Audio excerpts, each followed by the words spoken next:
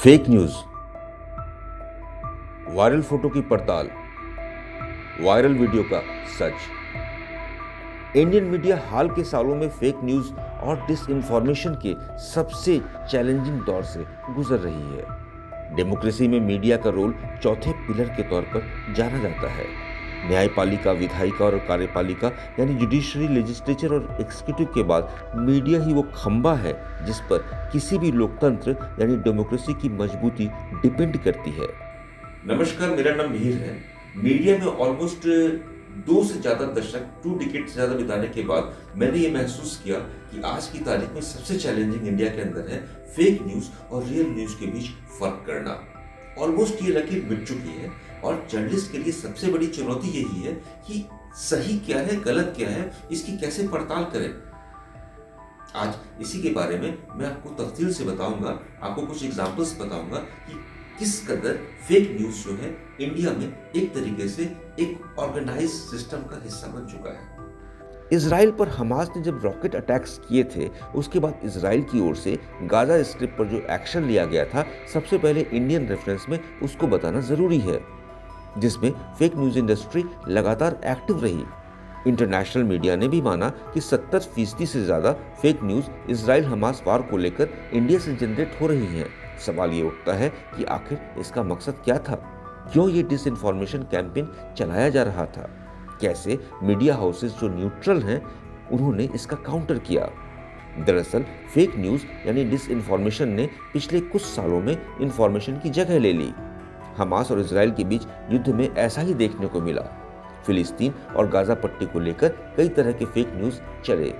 Israel पर Hamas के attack को बिल्कुल अलग तरीके से पेंट किया गया। अल जजीरा की रिपोर्ट बताती है कि सबसे ज्यादा tweet micro blogging site x पर इंडिया से जनरेट हुए। फैक्ट्स और मिस इन्फॉर्मेशन के बीच जो बारीक लकीर होती है वो मिटने लगी। ये चैलेंज सिर्फ भारत में जर्नलिस्ट के लिए नहीं था, बल्कि ग्लोबली ऐसा ही माहौल बना हुआ था और है भी।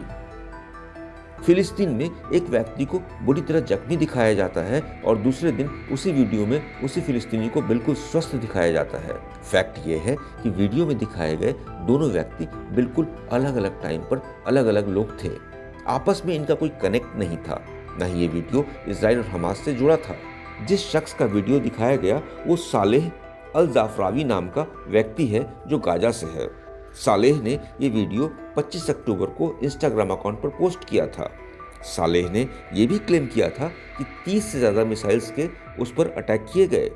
सालेह खुद को गाजा में रहने वाला एक फिलिस्तीनी बताता था, लेकिन फैक्ट चेक में ये सारे दावे गलत निकले। दरअसल भारत में टीवी से लेकर अखबार तक फेक न्यूज़ की समस्या से बुरी तरह से जूझ रहे हैं। सरकार ने हाल के सालों में फेक न्यूज़ को लेकर थोड़ी पहल ज़रूर की है, लेकिन इसके बावजूद सोशल मीडिया और यूट्यूब जैसे प्लेटफॉर्म फर्जी खबरों का सबसे बड़ा मंच बन चुके हैं।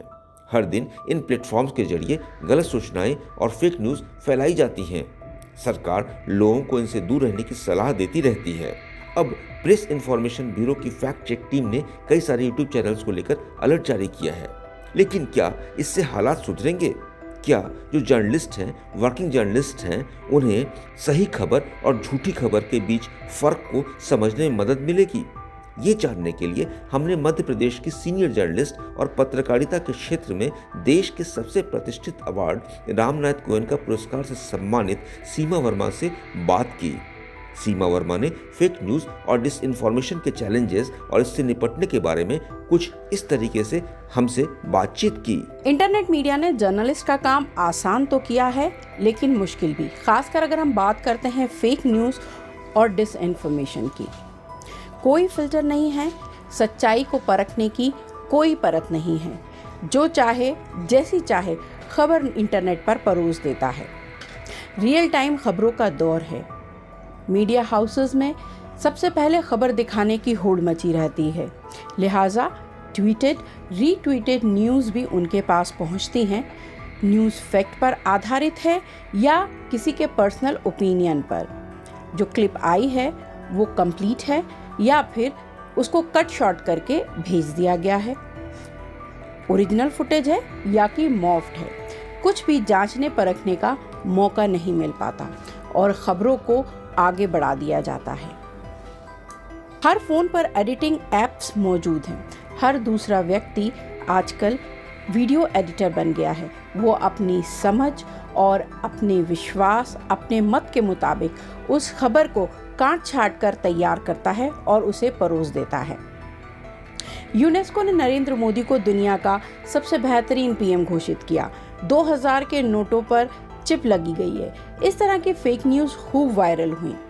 दरअसल इंटरनेट यूजर्स का एक बहुत बड़ा ऐसा तबका है जो इन न्यूज़ को बिल्कुल सच मान लेता है, बिना ये जाने सोचे समझे कि ये खबर किसने भेजी है, कहाँ से भेजी है, किसने जनरेट की है।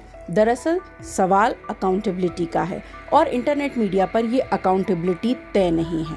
एक फीमेल जर्नलिस्ट के तौर पर भी मैं ये कह सकती हूँ कि कई तरह की दिक्कतें सामने आती हैं जब एक फेक खबर आ जाती है और हम लोग पर दबाव ये पड़ता है कि आपको एज ए जर्नलिस्ट के तौर पर उसकी सत्यता को परख कर तुरंत उस खबर को जल्द से जल्द ब्रॉडकास्ट करना है। तो ये एक बहुत ही बड़ा चैलेंज है पूरे मीडिया फ्रेटर्निटी के लिए और इससे निपटना बहुत ज़रूरी भी है। वैसे फेक न्यूज़ को लेकर कोई स्पष्ट कानून भी नहीं है, लेकिन अगर इंडिया की बात करें तो इंडियन ब्रॉडकास्ट फाउंडेशन या फिर एडवर्टाइजिंग कंप्लेंट काउंसिल में कंप्लेंट की जा सकती है।